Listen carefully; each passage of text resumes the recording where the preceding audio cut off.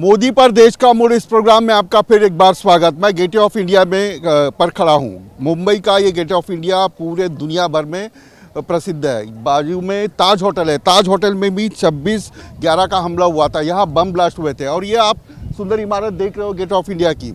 1911 में जॉर्ज पंचम जो ब्रिटिश राजा थे उनके स्वागत के लिए ये बनाया गया था। और ये खूबसूरत नज़ारा जो है यहाँ मुंबई में दिखाई देता है। मुंबई हो या महाराष्ट्र हो या पूरे दुनिया भर के लोग यहाँ देखने आते हैं। और समंदर भी है। और इस जगह के ऊपर मोदी पर देश का मूड क्या है। इस जगह के ऊपर सारे देश से लोग आते हैं। मुंबई से आते हैं, महाराष्ट्र से आते हैं, गुजरात से आते हैं, यूपी से आते हैं। अभी ये 3 लोग जो है वो भी पहुँचे हैं। क्या नाम है आपका? जसवंत सिंह। जसवंत सिंह कहाँ से आए हो? दिल्ली से। दिल्ली से। आप कहाँ से? अजय कुमार दिल्ली। आप भी दिल्ली से? मैं गुड़गांव हरियाणा। हरियाणा। तो घूमने आए हो?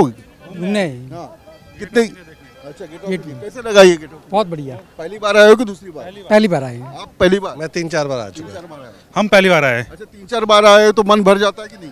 हमेशा लगता है नया देखने के क्या लिए। नया, यहाँ क्या नया दिखने मिलता है? कुछ नहीं, मन को संतोष लगता है, दोबारा लगता है हेरिटेज चीज है, लगता है कि दोबारा देख लें। कुछ ना कुछ दोबारा लगता है कि कुछ और खोज कर लें। जितनी बार आते हैं उतना नया नयापन लगता है हर एक बार। अच्छा, आप पहली बार आए? पहली बार आए हैं। अच्छा, कैसे लगा बताओ मुझे? बहुत बढ़िया। अच्छा, ये ताज होटल जानते हो आप? बिल्कुल जी। हाँ, यही ब्लास्ट हुआ था। जी बिल्कुल बिल्कुल वो यही याद है आपको? याद है ब्लास्ट की? याद है सर। अच्छा, ये बताओ, अभी चुनाव भी चल रहा है, आपके यहाँ भी चुनाव है, सारे देश में चुनाव है, तो प्राइम मिनिस्टर किसको बनना चाहिए? राहुल गांधी को बनना चाहिए, मोदी को बनना चाहिए? मोदी को। मोदी को क्यों बनना चाहिए? मोदी ने देश का जिस तरह से विकास किया है उसके आगे कांग्रेस बहुत फीकी लगती है। राहुल गांधी क्या देश को अपना मार्गदर्शन देंगे, क्या करेंगे, ये तो समझ में नहीं आता, क्योंकि उनकी कुछ ना तो दूरदर्शिता है जितनी मोदी जी की है। तो इसी हिसाब से मुझे लगता है कि मोदी के आगे किसी के पास कोई नेता नहीं है।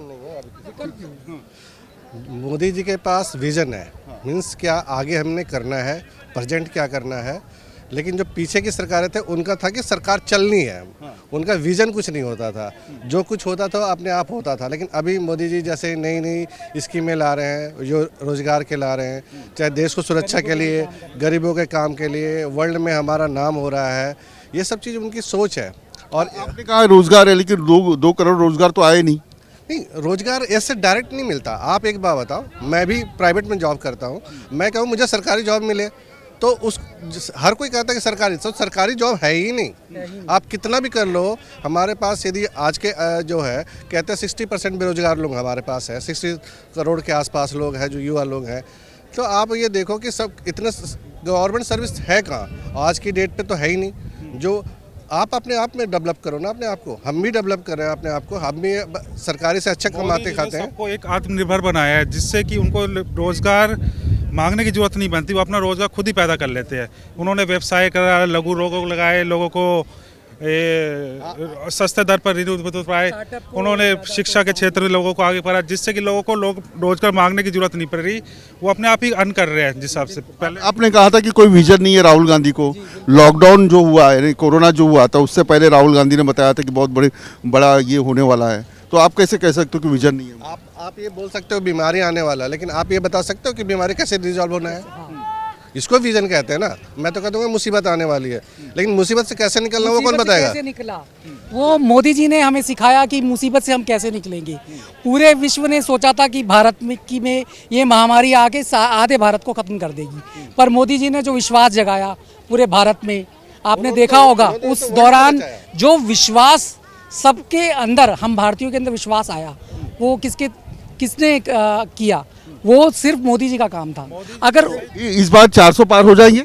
बिल्कुल पार है। सोचने की जरूरत नहीं इस बार तो। मणिपुर में जो हुआ उससे नाराज है विपक्ष, उसके ऊपर बात करना चाहिए था। जनता हमेशा मोदी जी के साथ रही है और उनके कामों के साथ रही है हमेशा। यदि कोई भी चीज़ें होती है, कोई भी दंगा फसाद होता है, उसके पीछे रीजन क्या होता है? लोकल चीज़ें होती है। कोई मोदी जी हर चीज़ के लिए हर के घर पे तो नहीं बैठ सकते ना। सरकार हर के घर पर, आपको अपना भी कुछ करना पड़ेगा ना। तो आप यदि कहोगे हर चीज़ मोदी जी रिजॉल्व कर दे तो पॉसिबल है नहीं। बहुत बहुत बढ़िया। ये दिल्ली से आए थे और बहुत सारे लोग यहाँ आते हैं गेटवे ऑफ इंडिया के ऊपर। और ये भी देखो, ये भी देखने आए गेटवे ऑफ इंडिया। क्या नाम है आपका? अर्जुन शर्मा।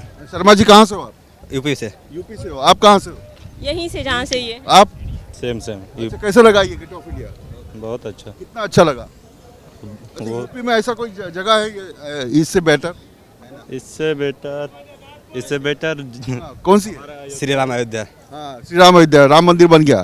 तो राम मंदिर बन गया तो मोदी जी फिर से आएंगे चुन के? जी बिल्कुल लाएंगे, 400 पार हो जाएगा? बिल्कुल 400 क्या- से अगर आगे सीट रहे तो भी होगा। अच्छा, राम मंदिर बनने से पेट नहीं भरता ऐसा विपक्ष कहता है। वो तो जो कहते हैं जिनका पेट हमेशा खाली रहता है वही वैसा कहेंगे, जिनका पेट भरेगा वो तो कहेंगे कि पेट भरता है। अच्छा, तो देश में बेरोजगारी है कि नहीं है? वो तो हमेशा रहेगी, कभी ख़त्म होने वाली नहीं है। बेरोजगारी हमेशा रहेगी पर ख़त्म नहीं होने वाली कभी भी। और इसका मतलब ये नहीं कि हम अपना धर्म छोड़ दें, ये कुछ भी कर दें बस। अच्छा, ये दूसरी बात ये बताओ कि अभी ये माहौल चल रहा है चुनाव का, आपके यहाँ कौन जीतेगा? बीजेपी कितना सीट मारेगी? बीजेपी एकदम जीतेगी, पूर्ण बहुमत आएगा, 80 सीट लाएगी? पूर्ण बहुमत आएगी। ये कांग्रेस वाले कहते हैं, इंडिया अलायंस वाले कहते हैं कि 200 पार नहीं हो पाएंगे। यहाँ के उद्धव ठाकरे भी कहते हैं। वो जो कहने दीजिए, जिनको जो कहना है वो कहते रहेंगे, उससे कुछ मतलब नहीं है। पर हमको बस विश्वास है कि योगी जी जीतेंगे ही, क्योंकि हमारी पहचान योगी जी है। उद्धव ठाकरे को जानते हो आप? जी बिल्कुल जानते हैं, शरद पवार को जानते हो? बिल्कुल जानते हैं। उद्धव ठाकरे ने लॉकडाउन में काम किया है? किए, जरूर किए, पर जितने जिस लेवल से करना चाहिए उस लेवल से नहीं हुआ था। ये बीजेपी की फाइट कर पाएगा इंडिया अलायंस? बिल्कुल इंडिया अलायंस करेगा फाइट? बिल्कुल। ये इंडिया ने देखिए क्या है, ये भेड़ है और मोदी जी शेर है। बस वही हाल है, शेर को पूरा भेड़ मिल के जिता नहीं सकते। अच्छा, शेर को भेड़ मिला के जिता नहीं सकते। तो ये भी यूपी से आए, तो इंडिया गेट ऑफ इंडिया में बहुत सारे लोग आते हैं, मुंबई से भी आते हैं और महाराष्ट्र से भी आते हैं, देश से भी आते हैं। चलो ये देखो,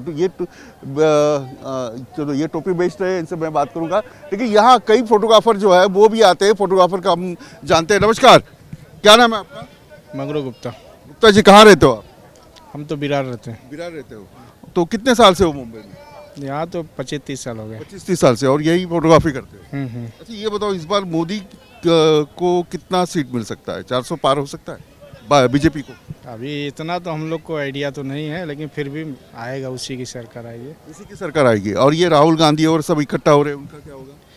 वो होने दो, होने का तो सब लोग होता है, वो तो सबकी दुकान है, क्या करेंगे, करना ही पड़ेगा। है वो तो है ही। इस बार कैसे इलेक्शन होगा? जोरदार होगा या कैसे होगा? होगा, ठीक ही होगा, जो भी होगा। 25 साल से आप मुंबई रहते हो, उद्धव ठाकरे को जानते हो? हाँ जानता शरद पवार को जानता हूँ। ये शरद पवार और उद्धव ठाकरे मोदी के खिलाफ लड़ रहे हैं, बीजेपी के खिलाफ लड़ रहे हैं, तो क्या कामयाब हो गए वो?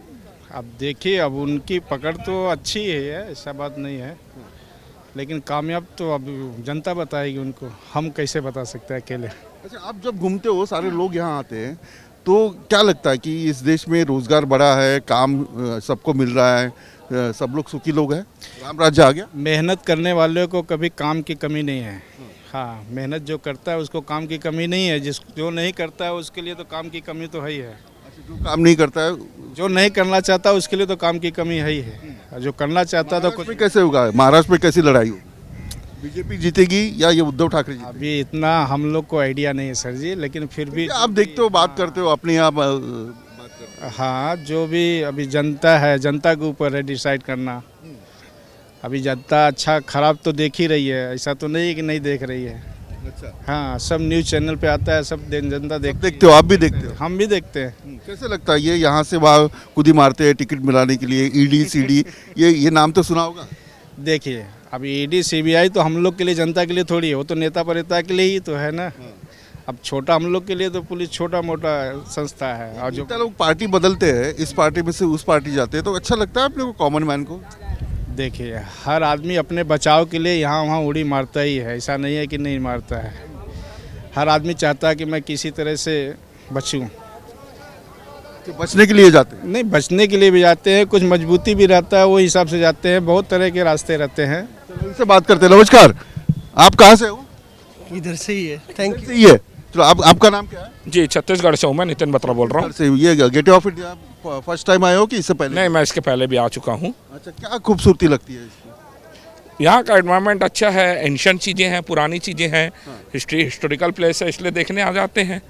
और साथ में ताज होटल जो इतना बड़ा है, उसकी भी खूबसूरती एक अलग है जी। अच्छा, ये छत्तीसगढ़ में भी चुनाव है, तो वहाँ कौन जीतेगा? इंडिया अलायंस जीतेगी या बीजेपी? देखिए, अभी जो माहौल है उस हिसाब से हमें तो ये लग रहा है कि इस बार पासा पलटने वाला है। और छत्तीसगढ़ में इस बार कांग्रेस की सरकार बनेगी। कांग्रेस की सरकार बनेगी। 11 सीटें, 11 में अधिकतम सीटें कांग्रेस की आएगी। कुछ लोग अभी बोल रहे थे यूपी से कि 80 सीटें उत्तर प्रदेश पे आएगी बीजेपी की, और मोदी जी 400 पार। सबका आकलन है, ये 400 पार का नारा पब्लिक ने नहीं दिया है, ये भारतीय जनता पार्टी ने दी है।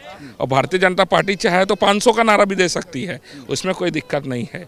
ये जनमत है, जनता का निर्णय है। जब जनता निर्णय देगी अपना वोट डाल के, तब समझ में आएगा कि क्या रिजल्ट है और क्या नहीं आया। 10 साल में कैसे काम हुआ बताओ मुझे। आप अगर एनालिसिस करोगे तो मोदी सरकार के, भाजपा सरकार के 10 साल में कैसे काम हुआ? 70 साल की कांग्रेस ने जो साम्राज्य बनाया उसको बेचने का काम भारतीय जनता पार्टी ने की। जो सच का साथ राहुल गांधी ने दिया, झूठ का साम्राज्य नरेंद्र मोदी ने कर रहा है। कोई भी मुझे ऐसा कारण नहीं लगता है जिसमें हमारा देश उन्नति कर रहा हो, केवल झूठ की सरकार है। आज आप बात करो नरेंद्र मोदी की, मैं नहीं मानता कि नरेंद्र मोदी बेरोजगारी पे मुद्दा उठाते हैं, देश की उन्नति पर मुद्दा उठाते हैं, 15 लाख पर मुद्दा उठाते हैं, जीएसटी पर मुद्दा उठाते हैं, नोटबंदी पर मुद्दा उठाते हैं। अगर ये सब चीज़ें नरेंद्र मोदी की देन है तो अपने भाषणों में इन मुद्दों को क्यों नहीं लाते? क्यों झूठ का केवल एक करेंगे कि हम जीतेंगे तो ये करेंगे, जीतेंगे तो वो करेंगे? आपके पास 15 लाख रुपए आए क्या? वोटिंग तो करेंगे लोग, तो वोटिंग लोग तो करेंगे। पहले की राजनीति और अभी की राजनीति कुछ बदलाव दिखता है? बदलाव तो है ही, क्या बदलाव दिखता है? बहुत सब बदलाव है इसके अंदर, जो भी है उस बारे में, ये राजनीति के बारे में बहुत बदलाव हो गया अभी। पहले साफ सुथरी थी, अभी थोड़ी गंदी होगी, ऐसा लोग बोलते हैं। ये सच है? नहीं, ऐसा कुछ नहीं है, वो तो हर राजनीति में वैसे होता ही है, हर वक्त में ऐसे ही होता रहता है। कोई भी सरकार आती है तो वैसे होते रहता है। पिछले 10 साल में केंद्र सरकार का काम कैसे रहा? केंद्र सरकार का काफ़ी अच्छा रहा, तो अभी लगभग अच्छा ही है काम। आपको क्या लगता है कैसे काम रहा? काम तो सब अच्छा ही कर रहे हैं, लेकिन कुछ गरीबों के लिए कर रहे, कुछ मिडिल क्लास लोगों के लिए बेकार काम कर रहे हैं। क्योंकि कुछ जो इन्होंने डिसीजन लिए वो गरीब मिडिल क्लास लोगों के हित में नहीं है। खाली गरीब को आप सब देके मिडिल क्लास लोग को एक साइड कर रहे हैं। अच्छा, कांग्रेस की सरकार अच्छी थी या ये बीजेपी की सरकार?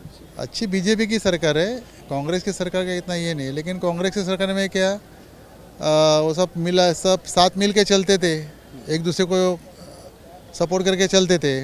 लेकिन सरकार बीजेपी की अच्छी है और होनी भी चाहिए अच्छी सरकार। इंडिया अलायंस बीजेपी को टक्कर दे पाएगी? वो बीजेपी कह रही है कि 400 पार करेंगे हम लोग। सर इतना तो कॉन्फिडेंस नहीं है,